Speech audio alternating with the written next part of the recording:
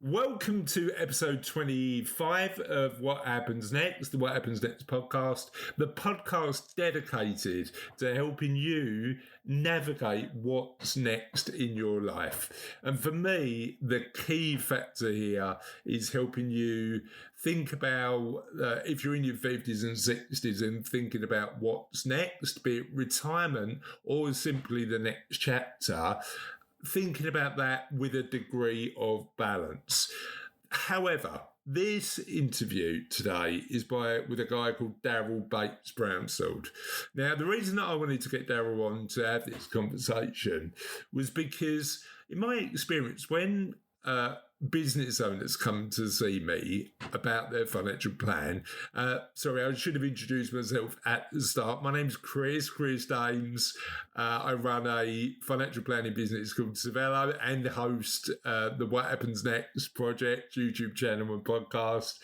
And the business owners that come to see me often say to me, Chris, I want my business to be part of my financial plan because I expect to get a capital exit out of that business that's going to fund my lifestyle in this chapter of my life. However, here's the challenge. Often when you try and get a bit more clarity about what their business might be worth or how they might sell their business or what steps they've taken to prepare for selling their business, there's often crickets. There's no noise.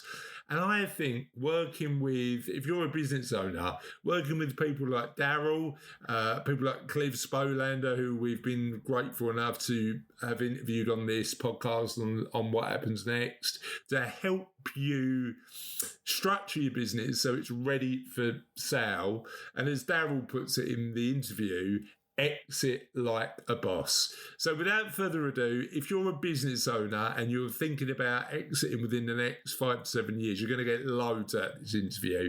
Let's start our interview with Darryl Bates-Brownsword. Darryl, thank you so much for joining us on What Happens Next. How are you today? Yeah, very well, thanks. And thanks for having me, Chris. I'm looking forward to this one. You know what? I've seen some questions and you're going to get me thinking. That's good.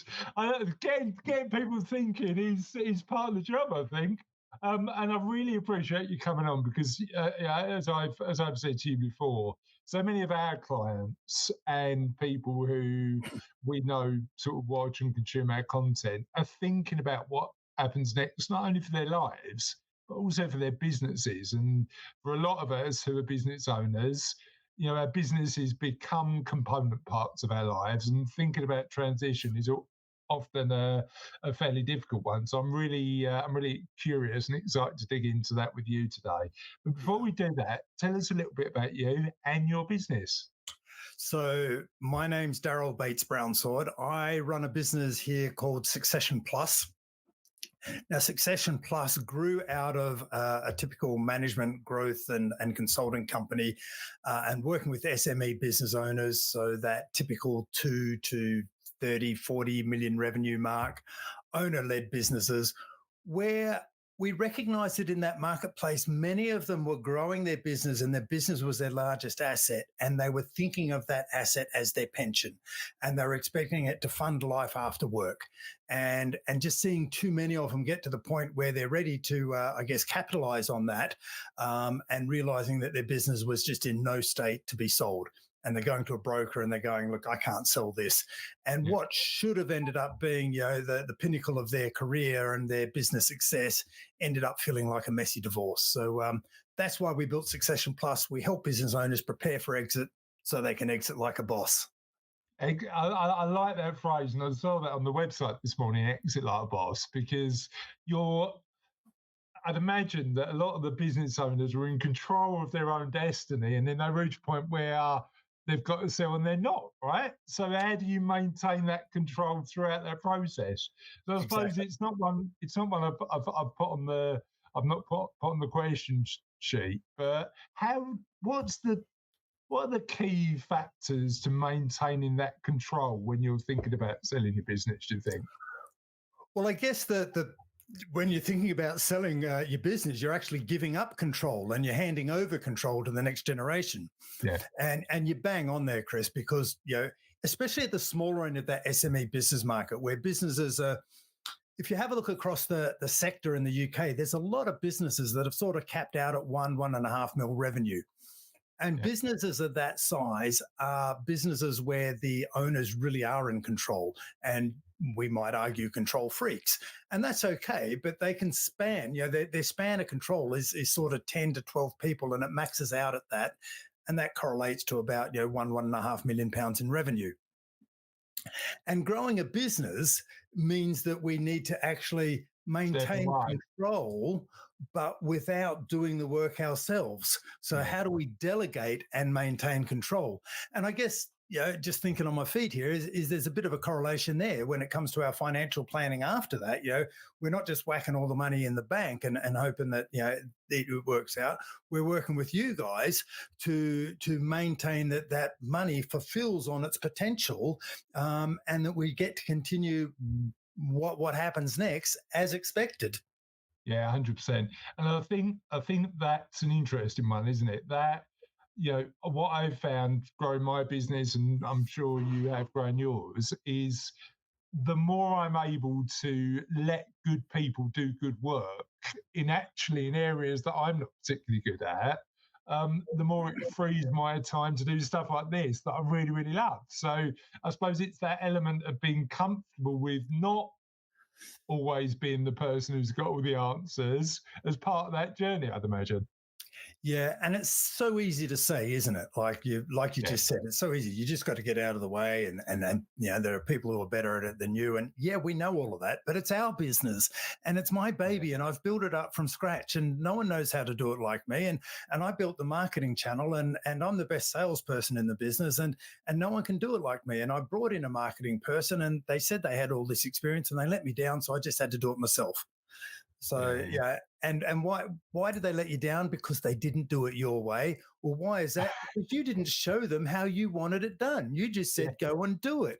So it's partly, yes, we need to get good people in. We need to create the space and the functional structure to allow them to come in and do good. And we need to inform them and communicate and say, this is what we want done. And here's how we're going to measure the effectiveness. And here's your scope. And here's how much you can do. And when it gets outside of these rails, here's the systems and processes, here's how we do it here. And this is how we're going to do it.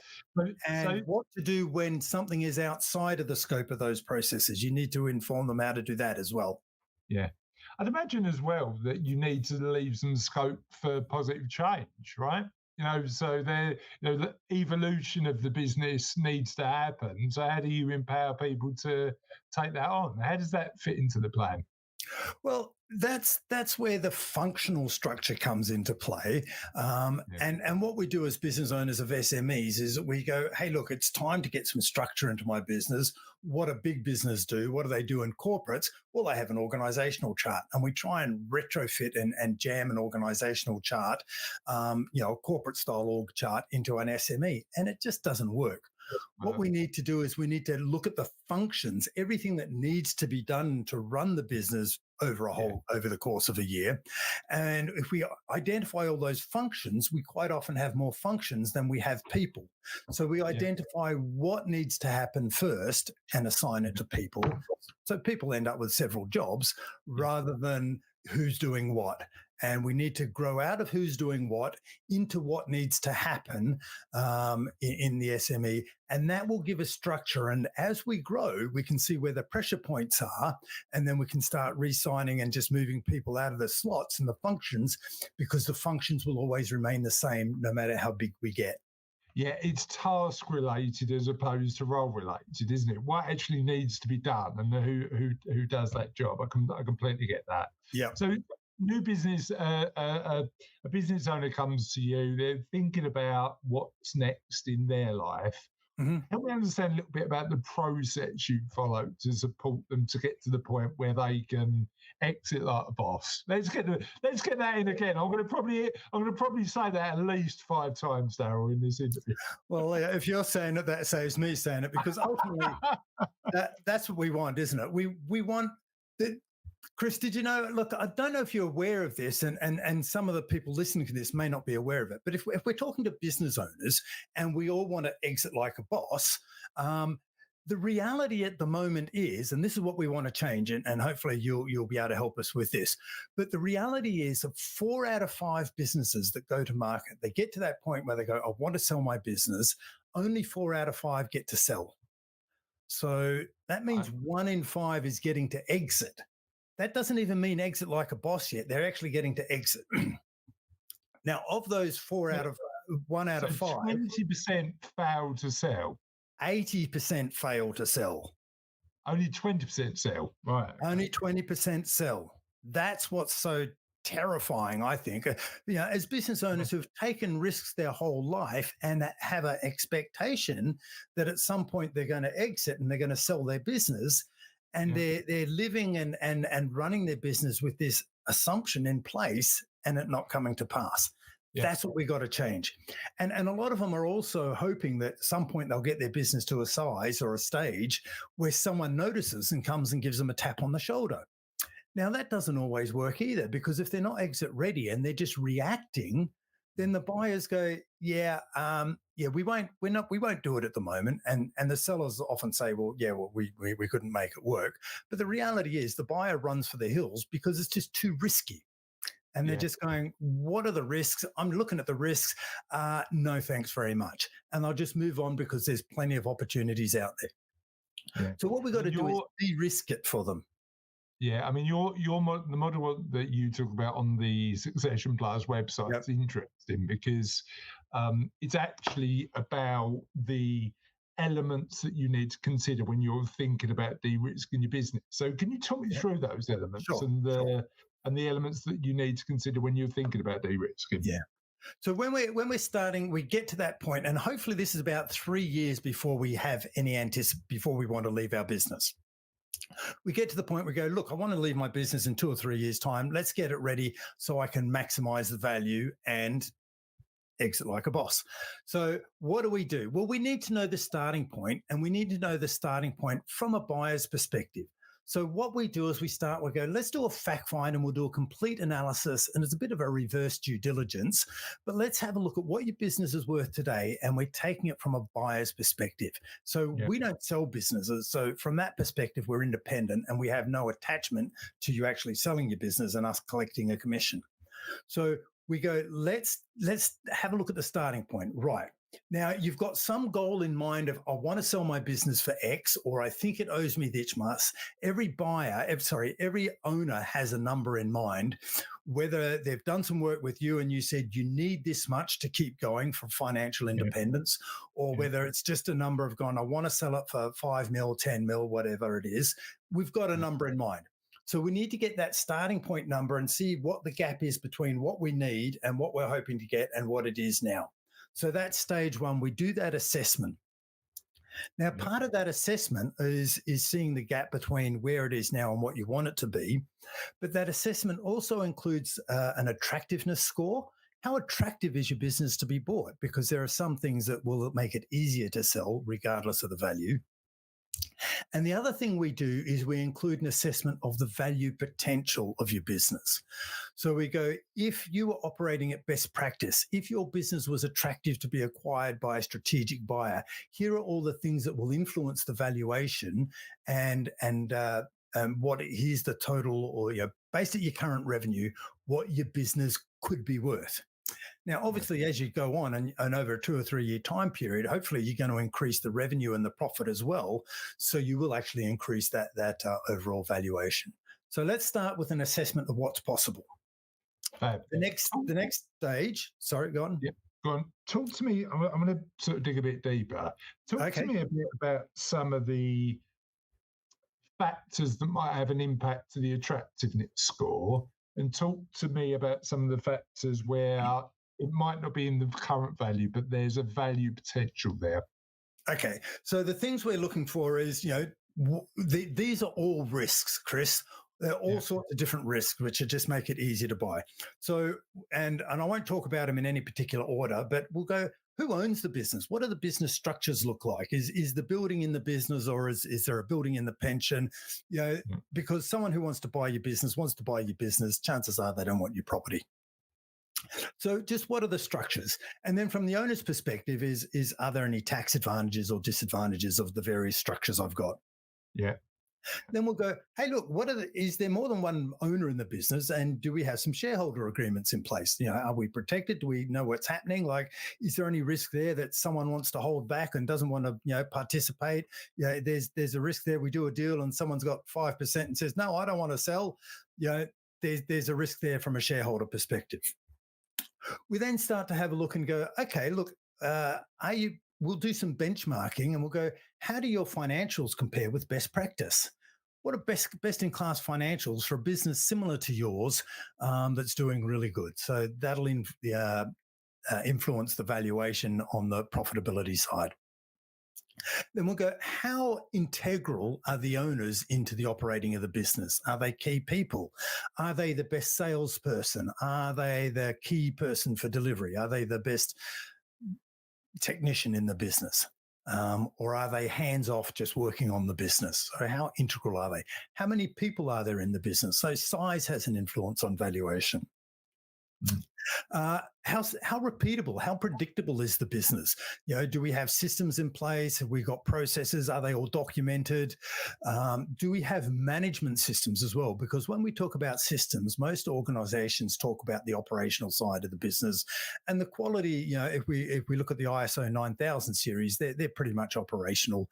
But what are the management systems in place? Have we got a management team that we can demonstrate that the management team are actually running the business and compensated for doing so?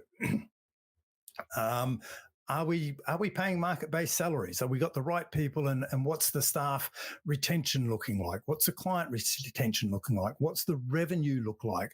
Are we going out and selling projects and just have to sell more and more projects? Or have we got some sort of continuity of revenue and income coming in? Have we got long-term contracts? Have we got some IP?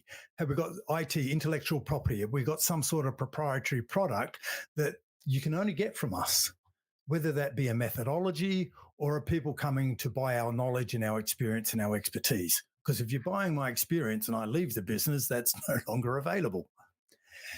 Then we're exploring things like, do you actually really have a brand in the marketplace? Now, a lot of small businesses like to think we've got a brand, we've invested some money in a logo and we've got some styling and what have you. But a brand is when the whole marketplace is coming to Acme Engineering because Acme Engineering is renowned for this as opposed to any other engineering company. So do you really have a brand that attracts customers coming to the brand? And that brand could be linked to your methodology. You've got some IP around your methodology. How many locations do you have? Like, are you scaled? Once you get to a certain size, your valuation will go up. So there's a few of the areas, and of course, do you have all your documentation in place? Like, if I'm coming to buy your business, what's your record keeping like? Your financials, your forecasting. Are you on top of the numbers? Are you in control? Have you got good reporting and monitoring systems in place? And all of your systems, are they documented, or is it just people are indoctrinated to follow things the same way? Yeah. I'm looking for consistency, predictability, reliability. I'm looking for a boring business that'll be worth more. It's really interesting when you think about that, because so when clients come and see me, I had a client who's a young business owner, funny enough. And typically when we work with clients, it's in their mid-50s, but his business is doing really well, and the guy's in his early 30s. And when he came to me, Darryl, he said, right, what I'd like you to do for me, Chris, is let me know when there's going to be a really exciting investment opportunity comes up, and what are you going to do? Are you going to phone me once every month with that? I went, I'm really sorry, but if you're looking for that kind of service, it's not Savello that you need to be talking to, because that call will come from me, never. Because what we actually do is boring, long-term and consistent. And actually, and I get it at 30, Darryl, because you're like, you want to sort of take on the world at 30, and he does. He's doing really well. But The reality is, his coach came to me and said he needs some of the foundations in place as well to make sure that he's doing that slow growth, the steady wealth building growth you Yeah. need. And I think sometimes, particularly if you really enjoy business, you get excited about those big things, and sometimes the boring things don't get done, right? Well, you've just described an entrepreneur as opposed Exactly. to a business owner, right? Yeah, Because true. I think there's differences. Entrepreneurs are those people who get bored after 5 minutes, and you need to have an ops manager behind them putting all the systems and processes in place. Yeah. And the entrepreneur is coming up with 20 brilliant new ideas every day. We're on a mission with What Happens Next to help as many people as we can navigate the next chapter of their life. So I need a favour. I'd like you to visit our YouTube channel at What Happens Next Live, and we'll make sure we put a link to the YouTube channel in the comments. Enjoy the videos, like the ones that you get benefit from, but most importantly, please subscribe. We want to help as many people as we can with What Happens Next, and subscribing to our YouTube channel for free is the easiest way you can help us. And the ops manager or the CEO behind him or her is going, yeah, well, let me filter those 20 ideas. Yeah, let me find, there's actually one good one in there somewhere. And my job is to find that, because you're off on the shiny new things all the time. Actually, it goes back to what you said about entrepreneurs having good both internal and external teams to support them to do the other stuff, right? That's Absolutely. the priority there. Yeah. So when did sorry, go on, tell me. As it can go, knowing your risks and managing them, whether they be in your personal finances or your business strategy. 100%. 100%. Talk to me about the things a business owner comes to you, says, I'm ready to think about exit. What are they misunderstanding about the process, or what are they underestimating when they're thinking about what's next? That's a brilliant question, Chris, because I think unfortunately, there's not the awareness amongst business owners out there yet. And it's one of the things we're trying to change. And that's what I meant when I said, hopefully you can help me. If we talk to business owners out there, you, I, whoever it is, we're talking to business owners in the marketplace of SME businesses, and we go, hey, you need to work on your business and not in your business, right? And they'll give us a nod. Yeah, yep, I understand that. And we can talk about how much they're doing it or not, but they're aware of the concept. If we say, hey, look, if you want to prepare your business so you can exit like a boss and minimize your risks on exit and minimize the risk of actually being able to exit, or at all, then you need to prepare your business so it's exit ready. And it's going to take you 2 or 3 years to get all your ducks in a row. So there's the biggest misconception, I think, is that a lot of business owners go, hey, I'm not ready to exit yet, so I won't get my business exit ready. And they just go, well, I want to sell in a year, so let's knock it into shape. The secret, or the biggest benefit, if you like, is of having your business exit ready is there's 2 main ones I can think of, 2 or 3. When your business is exit ready, it's actually more profitable. But let's not talk about that too much. It's more profitable and it's a whole lot easier to run. The other thing is, when your business is exit ready, is that you can react, you can respond proactively when someone comes out of the blue and taps you on the shoulder and says, I'm actually interested in buying your business. And then if they're making a good deal or not, if they're taking advantage, because someone who's going to come and offer to buy your business, chances are they've bought them in the past. They've already learned from mistakes or historically, and they know what they're doing now. If this is your first time, you only get one crack at this. Let's make sure we maximize the opportunity, and so we can exit like a boss. Yeah. We will get in a few more times, I'm sure. You got me on a challenge now. I know. You know what we need? We need a little exit like a boss number for Russ to put that on at the end, Darryl, so we know how many times we actually said it. But I don't want to give him any more work. So I suppose the big thing there, and there's a couple of really interesting things, is that time scale. Is there an argument to say, so like, let's take me as an example, because that's the most pertinent and practical. I don't think I'm going to exit because I'm loving what I'm doing. I don't think I'm going to exit for 10 years. But actually, as a thought experiment, thinking about exit now and putting the framework in place, like if I ever want to, like I'm going to exit, it's not a bad thought experiment to go through, right? You know, like pretend like you're exiting in 10 years anyway, because then you'll take the right actions to get your business into a shape where, number one, you can choose to exit, but as you say, number two, you might choose not to because it's running independently without you. What are your thoughts around that? Start with the end in mind behaviour for all business owners regardless. What do you think?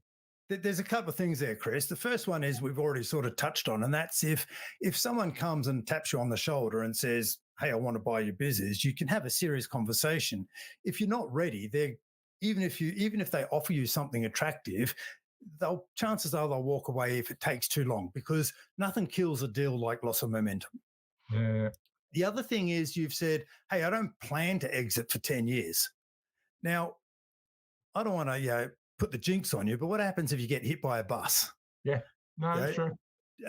So you need to make sure that should the worst happen, everyone knows what's going to happen, and all those things play out as your family are looked after, the business is looked after, and they may not be compatible because in your will by default, if you haven't done any other exit plans, your business goes to your family. But do they want to run the business, or would they be better off with some sort of other strategy? So you need to have that in place.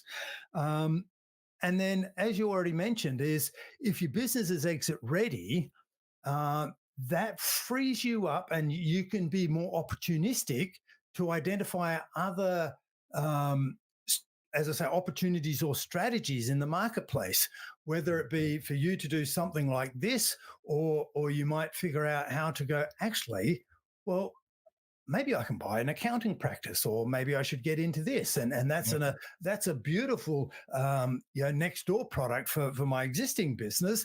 Yeah. How do I make that happen? I've got the time to explore and have the conversations, and my head is open to those ideas and opportunities. Whereas if I'm tied up running my business if you're doing the work, doing it all, it's difficult to do, isn't it? I just don't have time to entertain that, and I'm typically under a whole lot more stress. So I'm not doing any creative thinking when I'm stressed. Yeah. I completely agree with you in there, and I think you make a really fair point of business, and we find it's quite a lot, Darryl. Business owners don't think about that. If tomorrow you weren't around to run that business anymore, what would the impact be, and what financial implications has that got? Particularly if the business isn't in a point where it can run independently without them. So there's that sort of medium term, get a team in place so that it's less reliant on you, but also short term, what happens with the shares, as you say. We've got a client who's a decent sized recruitment business where the shares went to the wives of the two partners, but the business didn't have the capital to buy the shares back, and the wives didn't have any interest in getting involved in the business. So actually we put in place an arrangement to make sure that the wives got the value of the shares, but without responsibility for the business. And that's beautiful sort of options you want to consider when you're thinking about that. Yep. When we think about options, though, and I know you speak a bit about this, and by the way, I love your the content you've produced. I haven't got through any of it yet, but certainly if you're listening to these, check out Darryl's podcast. It's on his website, Succession Plus. We'll put links in all the notes to all the LinkedIn stuff, because there's I can see already there's some amazing content on there. But one of the things that you talk about on the website, Darryl, is the options business owners have got. So sell to a consolidator or a large competitor, think about management buyout. I know that we're having a lot of conversations at the moment with business owners around employee ownership trusts.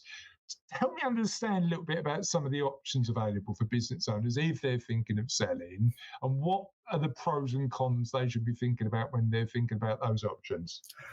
Well, look, I think it comes down to energy first. So we know that when it comes to running a business, it takes a whole lot of energy. And as you mentioned, the 30-year-old earlier, they've got energy. They're going to change the world. Their energy typically fades somewhat by the time they get to a certain age.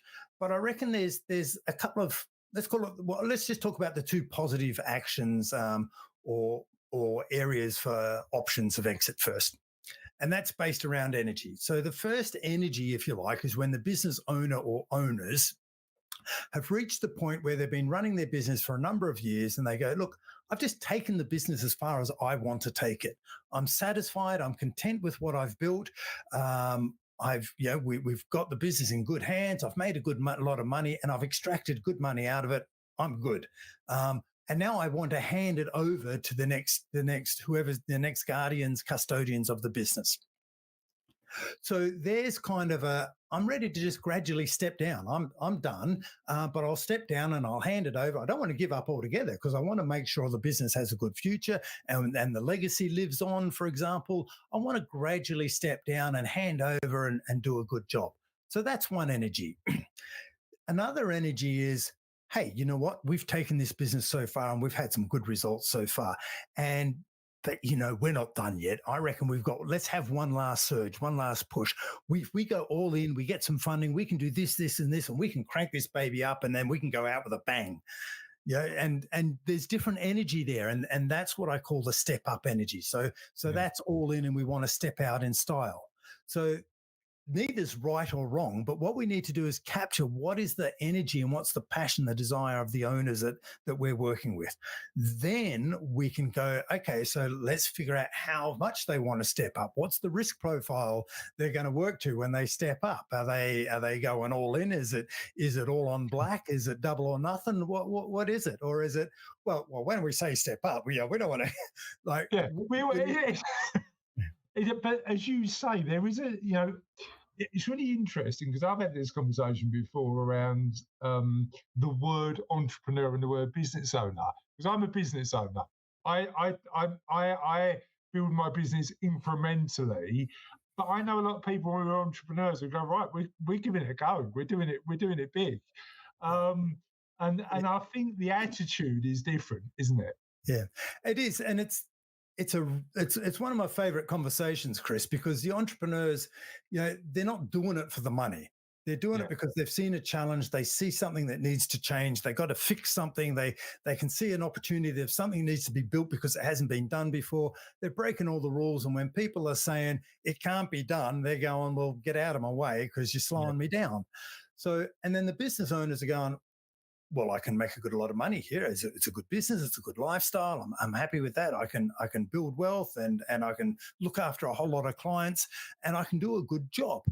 And it's, again, neither's right or wrong, but it's all about understanding who you're working with so you can put the strategy in place. Because if you misunderstand what they're looking to achieve, you won't achieve the right outcome. So that's why the very first thing we do with the clients, we talked about the stages, or we touched on the stages, but we've actually got a process. We've got a proprietary process that we follow that's composed of 21 steps. And the very first step is let's understand the goals and aspirations and the outcomes that the business owners are looking for. Mm-hmm. Do they want to get out in 2 years? Do they want to maximize the value? Do they want to be known forever and leave a legacy? What is it they're trying to achieve, whether it be in their country, their state, their county, their neighborhood, their city, whatever it is? What are they trying to achieve and what's important to them and what's not important to them? And then we can combine all of the variables together to get them the outcome in the time frame they want and the risk that they want. And when we get it right, we'll know that the outcome is that what's next, they'll be financially secure and looked after as well. Yeah, 100%. So one of the things that I was really fascinated about, and I've mentioned this in the interview already, is your podcast. Because I think as people who, we find ourselves really lucky at Cervelo, Darryl, because we understand how difficult it is for people to come to us and go, you know what, I need help with this sort of stuff. It's not an easy conversation, particularly for business owners who are used to having that control, to sit in front of somebody like you and I and go, can you help? So we understand that. And part of the reason we're doing this is to add more value to our clients and prospective clients. But also part of the reason we're doing it is to learn and understand more about the factors that we need to consider. And I know you've done that because you've got 100 episodes of your podcast where you've spoken to people who can add value to you and your clients' lives. Tell me what you've learned through interviewing all those people. Yeah, and look, what guests and what have provided you and potentially your clients with the most insight. okay. So over clearly they've all been good, right? It's not all good, that's for sure. But if I'll try and summarize, because as you say, I've spoken now the sort of people I've spoken to M&A or brokers or bankers, private bankers, whatever you want to call them in the country, but people who help you sell your business. I've spoken to them. I've spoken to accountants who go, what I've learned from accountants is they go, look, clients need to come to us and tell us that they want to change the brief from being tax effective and tax efficient to they're now selling their business, and they've got that in the pipeline because we'll probably need to do some restructuring and help them with their financial planning and modeling and get them, so they get a tax efficient. What I've learned from financial planners and wealth managers is that, we need to get them involved early because it's important. The client's going, my business is my pension. And they often go to their wealth manager and they go, right, I'm going to sell my business for 3 million in 2 years' time. And what they need to do with their financial planner or wealth manager is to go and look, here's the valuation. Here's the verification, if you like, that my business will be worth 3 million in 3 years' time based on these plans. I'm not just plucking that number out of the sky. So that way, the financial plan that is built on solid information. Yeah. Yeah. I've learned from lawyers that you need to get an experienced lawyer in your industry, and you need to get them involved, and don't skip on lawyers because that can bite you in the backside real quick. You need to get some exit planning. And what I've learned from all the exit planners is, including ourselves, obviously, is the sooner you start, you better, to put you on the front foot so that you can take advantage of opportunities. Because a lot of business owners go, you say to them, do you want to leave your business? And I go, hey, my business is always for sale for the right number. And I go, great. What's the right number? And they go, they're just hoping someone will come and throw a big number at them, but they don't know what that big number is. And if that big number does come, what are they doing to make sure that their business is close to being worth that big number? And so that if someone comes out of the blue and throws that number at them, that they can respond and not slow the deal down, because they'll want to move fast. But I suppose the interesting thing there is how many of those business owners know what their financial independence number is, so they know how much they could sell their business for and still live the life they want.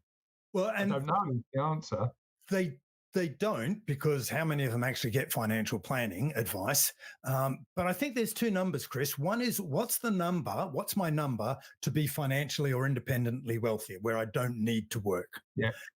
There's another number, which is, what do I want to sell my business for? It's pride, isn't it, that one? Yeah. It's like, well, what's it worth? What's that 40 years old, 30 years of brain? Yeah. Exactly. And they're two different numbers. And then what is my business realistically worth is the next number. And that's why we need to, start that planning and go, well, let's get all of our numbers lined up, because the first one they want to know is what I have seen. Here's one of the things I've learned. Going back to the question, is once they actually do their personal financial planning and they realize they're already financially independent, that removes a whole layer of stress off the body. True. And they actually become better leaders in their business. So the business can flourish because they're no longer counting on their business. The business is now cream because they're already financially independent if they choose to exit. So they can become better leaders. What's interesting about that is, and we talk about this in What Happens Next framework, we've got clients who continue to work and will never run out of money again. Yeah. So and the reason they continue to work is because it gives them purpose. They really enjoy what they do. They're not doing it for the money. They're charging what they think is or they're charging, or their business is generating money because we live in a sort of market economy, and that's what businesses do. But actually, they don't actually need the money. They go to work because they enjoy it and they feel that it's something that gets them out of bed in the morning. It's their ikigai, it's their purpose in life. And actually, I agree with you. I think you're more likely to be authentic if you take the money off the table than you are when you're thinking that might be an issue. I suppose the challenge, and this is probably more indicative of the stage of life that people are when they come to it, Darryl, is a lot of people just don't know.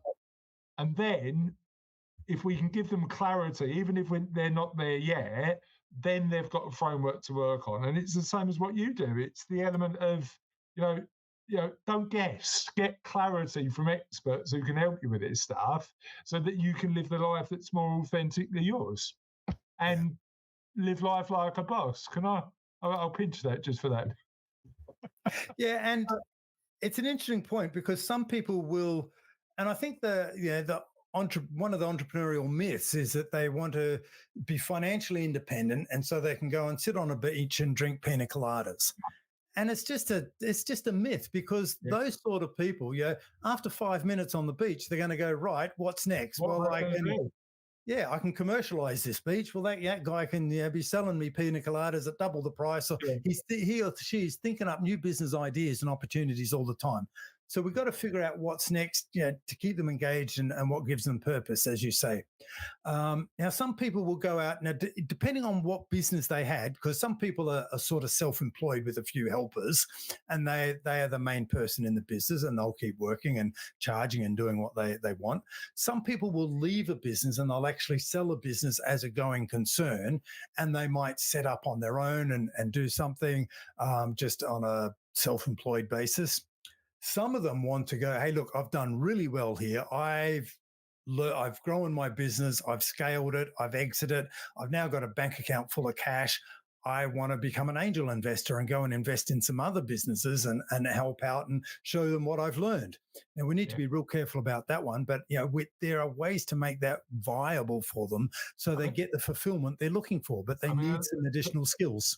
I mean, we've seen another couple of options to that. I mean, a lot of our clients have non-executive directorship arrangements where they get to use their skills and expertise in a way that there's still stuff at stake and they're still adding value to the world, but in a way that can be better managed time-wise. And then, depending on what your purpose is and sort of what your values are, we see a lot of our clients go into the charitable sector and add their expertise and skills to do good in the world. So, there's so much that somebody can do from that framework. I agree with you. That myth of how long could you? I mean, I personally get itchy after about 3 days of sitting on the beach, and I don't imagine that changing anytime soon. So I think business owners' mindset and entrepreneurs' mindset is, what's next, and it's the reason we've not called this 10 steps to a successful retirement, because actually for a lot of our clients, a lot of people like probably you and I, retirement feels like it's something you're never going to do. Well, my wife said I can't retire because she frankly doesn't want me around the house and getting in her way when she retires. So I got to figure out what it is for me. But look, I get it. And now some people, they want to be chairman of the golf club, commodore of the yacht club. My dad is still active. He's I don't know, 86, 88 something now. He's still active in the equivalent to the British Legion over in Oz. He's there. Must be half a day. That's the philanthropic charitable side, isn't it? Of helping an organisation that does. He was a military man. He must be. He works about half a day, 3 or 4 days a week. He loves it, and he's still sharp as a tack. Yeah, and this is why this What Happens Next conversation is important, because my experience is that people don't think about that next stage early enough, so that they're hitting a wall, stopping work, doing what they're doing, and then suddenly they go through a period where it it could be less painful if they prepared more. If somebody's listened to this, Darryl, and thought about, right, you know what, I really need to start thinking about this business. I'm 3 to 5 years towards whatever's next in my life. Talk to me about the tips. So give me 3 top tips you'd recommend somebody consider when they're thinking about exiting their business. Am I allowed to say they should come and have a conversation with us? Of course you are. Get help is absolutely fine. Yeah. Of all of the guests I've had on the podcast, you know, the common theme is the sooner you start preparing for exit, the better off you'll be, and the greater maximize, or the more you can increase the valuation of your business. I've also had a number of owners go, "Hey, look, I first approached you because I wanted to get out of the business. I'd had enough. I was stressed to the eyeballs. The business had taken over my life. I just couldn't see a future. I didn't know where to take it next. I'm now back in control of the business and I'm working a healthy 30, 40 hours a week. I love it. Do you mind if we don't sell it?" And I go, "Look, no worries. I'm not taking a clip on your exit." So we need to get an early start is one tip. The sooner you start, the better. You said begin with the end in mind. You need to get clear what it is you want to do next. You know, we need to know what your goals and aspirations are, and you know, what floats your boat. Because one of the things we know about entrepreneurs is once they grasp onto a new vision of what they're going to do next, get out of their way because they're going to make it happen. So if they know what they're going to do next after the business, then once they're clear on that and they've grabbed hold of that new vision, they're running for it, and then they're not going to stall the exit. Another thing would be, look, the reality is the bigger your business is, the more valuable it is and the more enjoyable it is to run. I get a lot of messages from business owners who go, "Look, I just can't find good people. We can't get good people in the marketplace." And it always comes down to the leaders.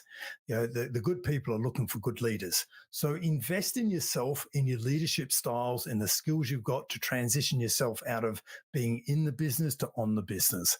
And after a number of years, being the best technical person in your business, it is actually new skills to be working on the business and making the mindset shift. So here's the big tip. You need to change your mindset from growing your revenue or growing your profit to thinking about the valuation of your business and looking at the valuation every year and going, how do I increase the valuation year on year? So there's probably the biggest tip I can give you, that mindset shift from profit growth to valuation growth. And what factors, I mean, I completely get that. What factors do you see when people are looking at sort of growing their business, where what do they need to shift to think more, to have more of a valuation focus towards less of a profit focus? So I'll give you my example. Well, the one thing we've done when we've thought about sort of a more valuation focus, and North's financial star at Savello is now recurring income. It's the only number we're actually too worried about. And that's driven a lot of things in our business. It's driven an increased level of security because we know that we've got existing clients. That's meant, though, having a short-term hit on initial revenue sometimes because we just don't take transactional clients on.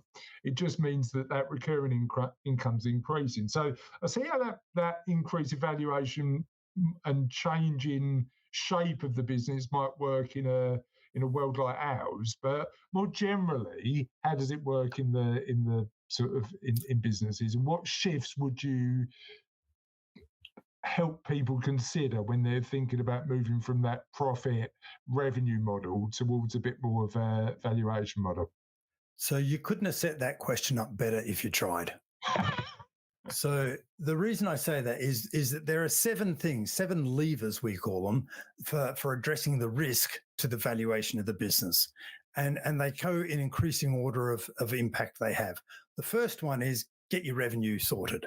Whether it be long-term contracts, whether it be recurring revenue, just the format of your revenue, the more predictable, the more smooth you can make that, the better. Once you've got your revenue sorted, then you want to start looking at the people. How skilled, how consistent are the people in my business? How diligent are they at following process? How good are how much are the client relationships spread across multiple people? And what's the loyalty and the ongoing training and development of my people? And how are they aligned in their understanding of how their role contributes to the overall business vision and performance? Once I've got my people sorted, then I start to look at systems and processes. Are everyone doing things the same way, predictably? Have we got a process for updating the processes? I think you asked on the creativity piece before. Once I've got my processes and systems, organized, I then start looking for product. What product can I introduce, or intellectual property or methodology, if I'm a service-based business, can I create and brand and name and become known for, so that clients start coming to the business looking to buy that methodology rather than coming to buy Darryl or Chris or the individual. So now I've got separation from my revenue from the person. Once I got my product sorted, I then start looking at my routes to market, my channels, my distribution channels. How am I bringing the revenue in? Have I got more than one route to market? I've got my website. Where do my clients come from? A lot of small business owners go, hey, look, I just get all my business from referrals. Referrals is, you don't have a lot of control over it, and the taps can come on and off. So you want more channels than that. Once you've got your distribution channels, then you want to start looking at brand. Do I have a reputation in the market? What's my position in the market? What am I known? What's my business known for? And am I known for what I want to be known for? What's my reputation? Do they match with our strategy? And then I can go, look, now, and Gerber called this the franchise prototype. Have I now got a business in a box that I can replicate in multiple locations? Is it scalable? And they're the 7 levers that I can just, work through at my own pace and at my own desire and risk profile to continually address the valuation build of my business. And they do work, they compound.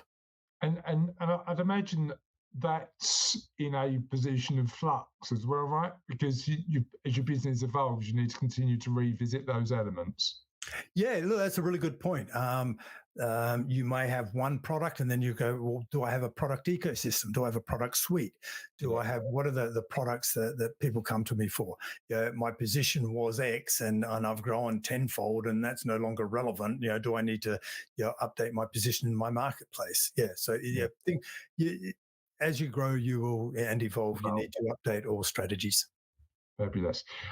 Just so people who have watched this interview and really enjoyed it can find you, whereabouts on the web can they find you? I will say it one more time, Darryl, I might as well. If they want to sell their business like a boss. So, go on. Fortunately, I've got a unique name.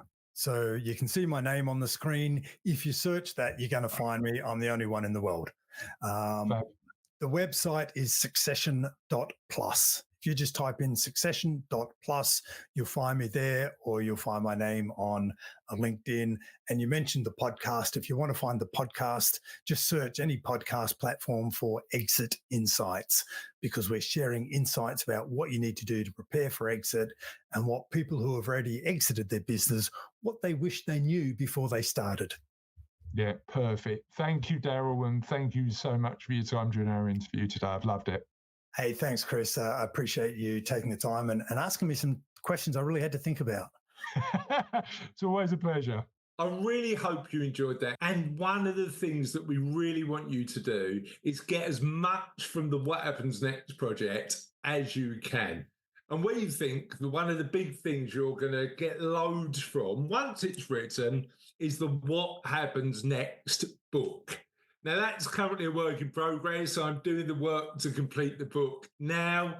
It will be ready in 2025. But what you can do today is join the waiting list. So you're one of the first people to get a copy and get loads of goodies on top. Because if you join the waiting list today, not only will you get access to the book first, you'll also get loads of goodies that we're currently working on in addition to the book, now ready for launch. To join the waiting list, simply visit whathappensnext.life/book, and you'll be the first to know when the book comes out.